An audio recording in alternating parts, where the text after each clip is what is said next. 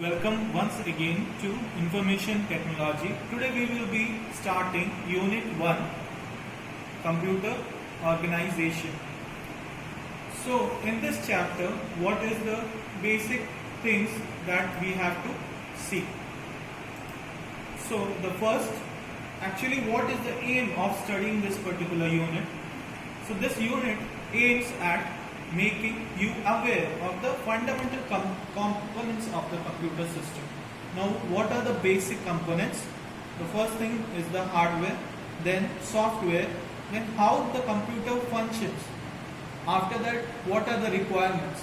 For requirements, there is the basic thing is the operating system.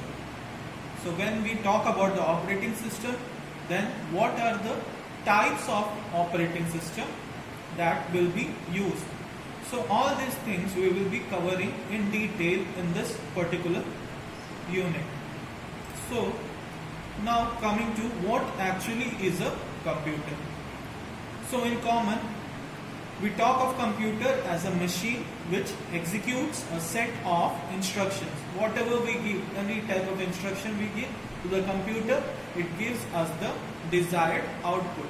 Now what does the Oxford Dictionary says about the computer? So it says that it's the electronic device which is capable of receiving information. Now when we give any information to the computer, that is called as data.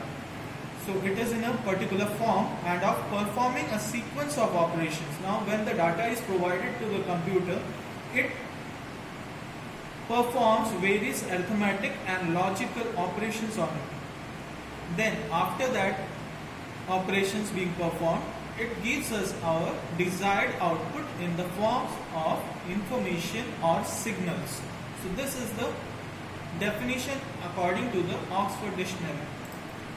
Now computer can also be defined as, now we can define it in simple terms as it is an electronic device because it works on the power supply. We require a power supply for it. It's an electronic device. Now what it does, it takes data as an input.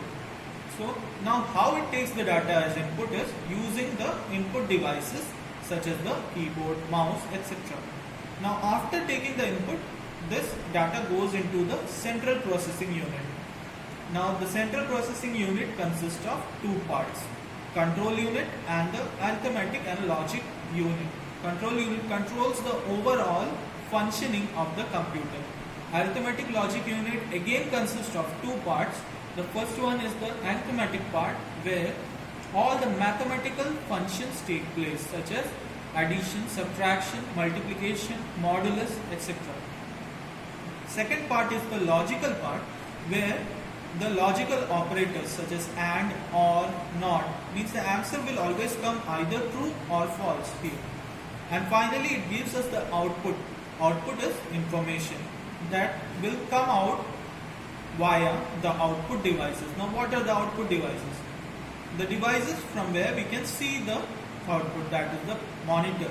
Using a monitor we can view, or we take the printout. Using the printout we can take the hard copy of the answer or the desired output that we have to get.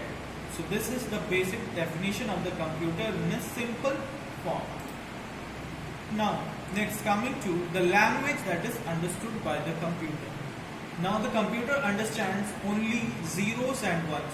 So this language is called as the binary language. It is the low level language.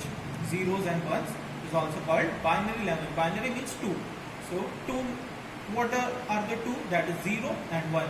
These two consist the binary language. However, the instructions which are provided by the user, whatever we give to the computer is in English language. So it has to be converted to the binary format, that is zeros and ones, so that the machine can process it, because computer does not understand our language and we cannot understand the computer's language. So it has to be converted from one form to the other form. So whatever we give to the computer, that has to be converted to machine language. Similarly, the result of the processed output has to be converted back into the human level understandable language, which is a high level language.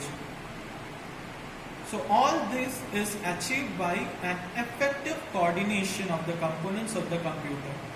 So it can be categorized as hardware and software.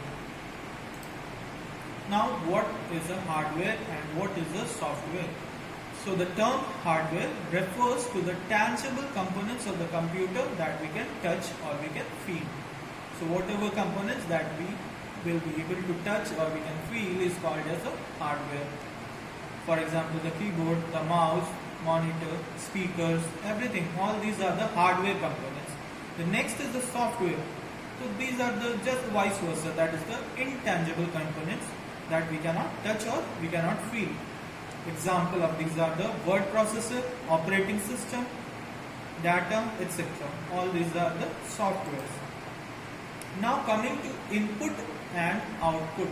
So what we mean by input? Input means to give an instruction to the computer. So the data that we provide into the computer is called as input. Now how we give the input? We give the input using input devices. The hardwares are categorized in two formats, that is input device and output devices. So using the input devices, we give the input signals to the computer. So these devices are the keyboard, mouse, joysticks, microphone, etc. These are the input device. Now the result that is generated by the machine for the use of the humans is termed as output. So this is the output that we get. Now output is provided to us using the output devices such as the printer, speaker, monitor, etc. So this is all about input and output.